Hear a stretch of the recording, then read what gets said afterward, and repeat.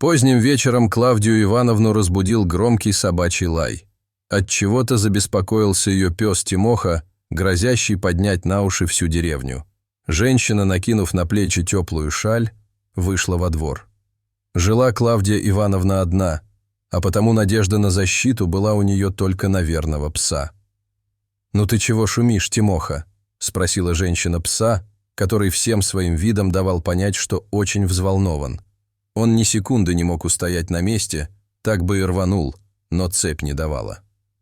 «Весна, наверное, манит бедолагу своим сладким голоском», – подумала Клавдия, обратив внимание, что пес выразительно смотрит на сарай и нетерпеливо машет хвостом. «Ну вот еще.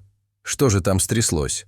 Кого принесло к нам на ночь глядя?» – спросила женщина и медленно подошла к сараю. Дверь была приоткрыта. Присмотревшись внимательнее, Клавдия увидела, что там волчица. «Видимо, острая нужда заставила хищницу искать помощи у человека», – подумала женщина. Волчица тем временем не подавала никаких признаков беспокойства или страха. Она лежала на боку и часто дышала. Клавдия Ивановна подошла ближе и увидела, что волчица ранена. У ее холки запеклась кровь, и было видно, что ранение она получила недавно. «Снова начальство с города на охоту приехало», – подумала женщина. Умело промыв рану волчицы, старушка приложила к ней измельченный подорожник. Хищница выразительно посмотрела женщине в глаза и лизнула ей руку. «Милая, ты чего? Тебе о детках нужно думать. Родишь ведь скоро. Детишки, да? Это самое первое счастье. Я вот своего не уберегла. Теперь и маюсь», – грустно добавила женщина, вспомнив о сыне. Виктор погиб 3 года назад в окрестных лесах. Говорили, что местные браконьеры к этому руку приложили. Не хотелось председателю, чтобы этот случай получил широкую огласку. Вот и торопил он местного участкового, мешая расследованию. Клавдия воспитывала сына в одиночку, с детства привив ему любовь к природе. Отец ушел из семьи, когда мальчику и года не было. Когда Витя вырос, он стал егерем. Женился он здесь, в родном поселке. Да только семьи крепкой у них не вышло, да и детишками обзавестись не успели. Коварная смерть нарушила их планы. Ведь через год Виктор погиб, отстаивая право животных на спокойное существование. Браконьеры в те времена лютовали, и смерть егеря была всем на руку. В общем, осталась у Клавдии в память о сыне лишь стопка фотографий. «Эх, к чему душу рвать?» – подумала женщина, переключив внимание на волчицу. Лесная гостья уже освоилась и чувствовала себя гораздо лучше. Вдруг где-то в ночи раздались выстрелы, а через пару секунд ветер донес до поселка отголоски волчьего воя. Волчица вздрогнула и с беспокойством посмотрела в сторону леса. «Не бойся, матушка, тебе теперь ничего не угрожает. Браконьеры опять распоясались», – сказала старушка. Нового егеря на их участок еще не прислали. Не хотел никто идти сюда. Все были наслышаны о том, что здесь председатель и его родственники все решают. Утром Клавдия Ивановна пошла в поселок за молоком для волчицы. Жила она на отшибе почти у самого леса, и местные жители считали ее отшельницей, а злые языки и вовсе называли ведьмой. Тем временем деревня полнилась слухами. «Опять волки 3 баранов задрали», – жаловался Семен, зажиточный фермер. «Скажите, а когда перестанет бездействовать власть?» – жаловался Егор, местный охотник. Все знали, что он браконьер, но предпочитали держать язык за зубами. Поговаривали, что водит он дружбу с какими-то темными личностями, похожими на уголовников. «Нужно отстрел организовать, охотников с окрестных районов подключить, а то скоро нас самих волки сожрут», – злобствовал фермер. Клавдия только головой покачала. Знала она, что каждый из присутствующих преследовал лишь свою алчную цель. В защиту волков выступил молодой лесник. «Что же вы делаете? К чему проливать кровь невинных животных? Каждый знает, что волк ради забавы никогда не будет нападать на скот. Значит, напуганная вырубкой леса дичь ушла дальше. Хорошо тебе рассуждать, когда у самого за душой нет ничего, кроме избушки. Думаешь, мне легко ежедневно терпеть убытки от пропажи скота?» – ответил фермер. В общем, на собрании, организованном председателем, было решено начать отстрел волков, а Клавдия Ивановна спешила поскорее добраться домой, чтобы накормить обессиленную волчицу молоком. Открыв дверь сарая, она увидела, что у серой мамы уже отошли воды. «Бог ты мой! Ты уже рожать надумала, милая!» — воскликнула старушка и принялась гладить волчице живот, чтобы облегчить схватки. Было видно, что волчица была неопытна и испытывала сильную боль. «Ничего, потерпи, девочка, сейчас станет полегче. Дыши, только не переставай дышать», — ласковым голосом подсказывала Клавдия. Роды прошли крайне тяжело, измотав как женщину, так и волчицу. На свет появились 3 здоровеньких малыша. При виде копошащихся серых комочков у Клавдии навернулись слезы. Волчица лежала на боку, обессиленная событиями последних дней. Теперь в жизни женщины появились новые хлопоты. Она старалась помочь молодой волчице, у которой пропало молоко, подкармливая ее бульоном и отварным мясом. Малышей Клавдия Ивановна поила молочком из пипетки. Волчата привыкли к ее запаху и считали ее своей второй мамой. Забота и хорошее питание сделали свое дело, и вскоре волчица полностью оправилась от ран. Клавдия Ивановна назвала ее графиня. Уж очень благородный был у нее вид. Теперь она могла выходить во двор, а иногда и в лес. Отсутствовала серая мама обычно недолго. Вероятнее всего, она охотилась. Ведь графиня всегда приносила с прогулки тушки зайцев, сусликов или перепелов. А тем временем ситуация в поселке накалилась до предела. Пропажи скота с поразительным постоянством повторялись каждую ночь. Из района прибыло 2 десятка охотников с собаками, и, слившись с местным отрядом под руководством браконьера, Егора принялись методично прочесывать лес. Шум стоял невообразимый. Лай собак, треск выстрелов и крики охотников слились в единую жуткую симфонию. Волчья стая разделилась на 2 части. Одну половину почти полностью истребили живодеры, а второй удалось укрыться, растворившись в лесной чаще. Это был триумф Егора, и он буквально наслаждался моментом славы. 10 волков пали жертвами его кровожадной натуры. Председатель лично выписал ему денежную премию и пообещал поговорить в районе о том, чтобы его назначили егерем. Все посчитали, что даже если часть волков и уцелела, то навсегда ушла из этих мест. Каково же было удивление местных жителей, когда утром фермер Семен начал свой день с ругани и проклятий в адрес серых хищников. Да что же это происходит? Снова пропало 2 овцы и молодая телочка. За что мне это все? Когда прекратятся эти бесчинства? А Клавдия Ивановна, как обычно, несла отварное мясо для волчат и их матери. Открыв дверь, она буквально оторопела. На нее из глубины сарая смотрело как минимум 7 пар волчьих глаз.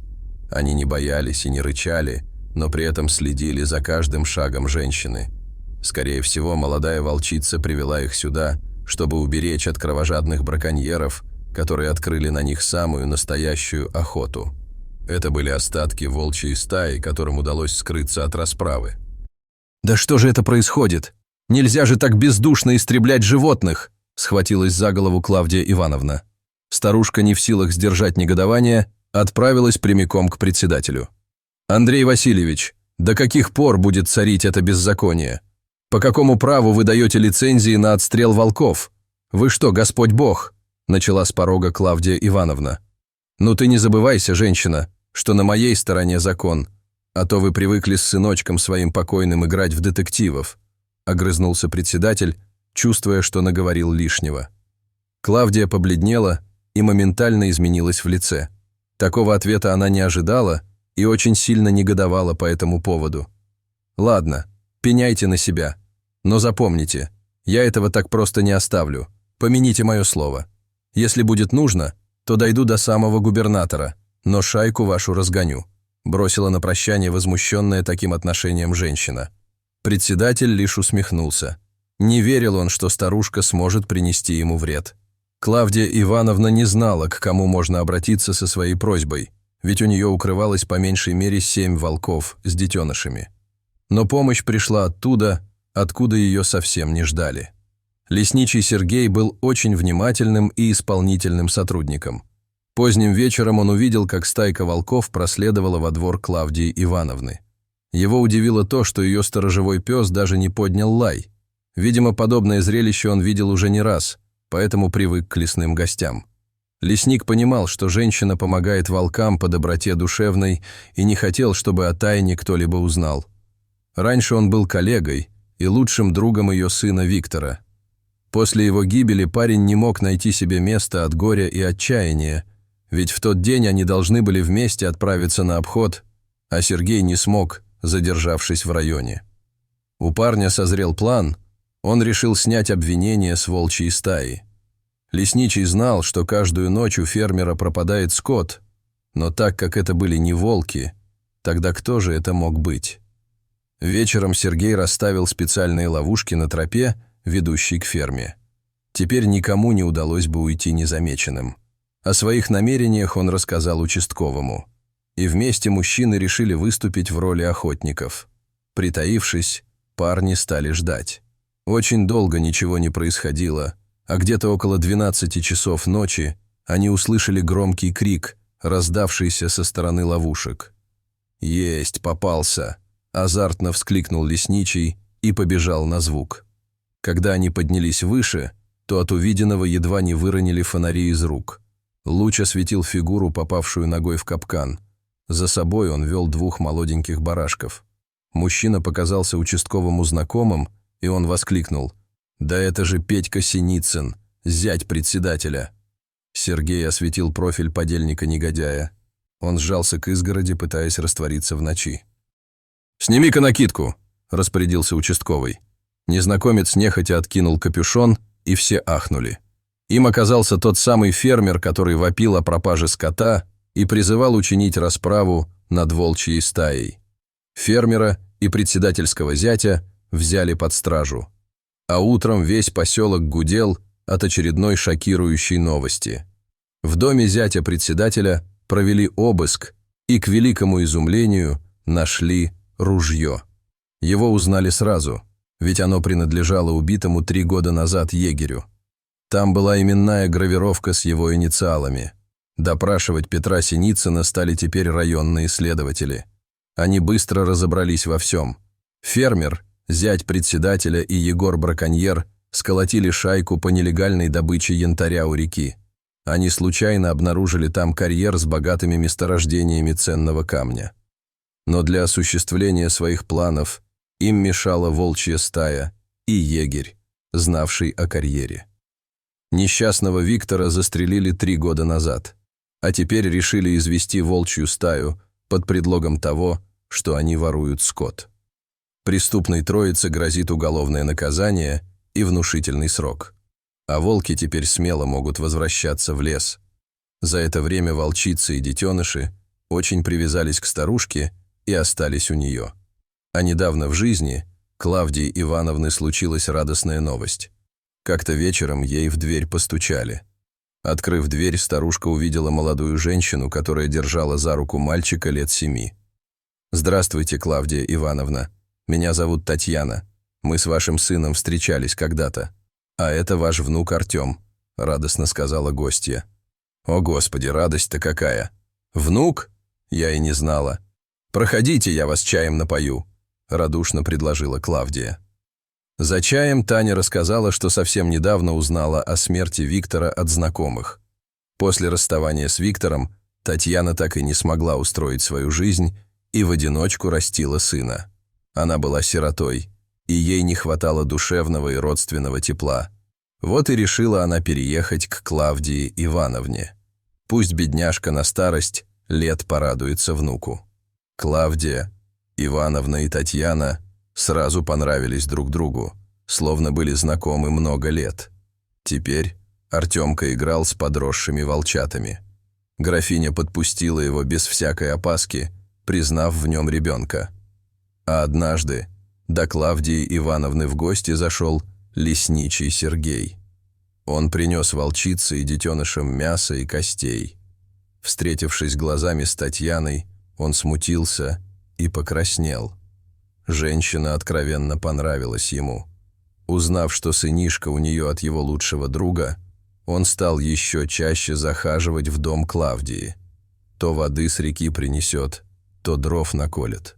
Мужские руки всегда в поселке в цене. Сначала Татьяна и Сергей просто переглядывались и смущенно улыбались, а потом с одобрения Клавдии Ивановны стали встречаться. Через полгода они поженились. Поговаривают, что Таня ждет ребеночка, а это значит, что в скором времени у Артемки появится братик или сестричка, а в доме Клавдии Ивановны будет чаще звучать детский смех. Дорогие зрители, что вы думаете об этой истории? Расскажите, пожалуйста, в комментариях. А если вам понравилось это видео, то ставьте лайк и подписывайтесь на наш канал. До свидания.